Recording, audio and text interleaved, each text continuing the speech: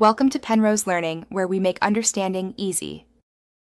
You start by preparing the environment so changes are safe and reversible.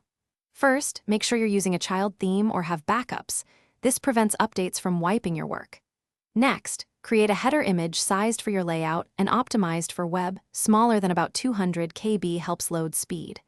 Once done, open Appearance right arrow theme editor or connect via SFTP and locate header.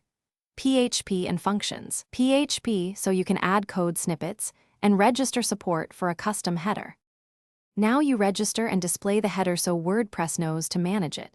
In functions, PHP add theme support custom header, array of defaults to define size, flex, and default image. After that, edit header.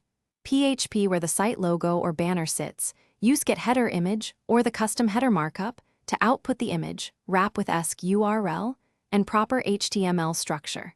Make sure to include width and height attributes. This improves layout stability and performance. Save and test in the customizer. Finish by validating and troubleshooting so users see the header consistently.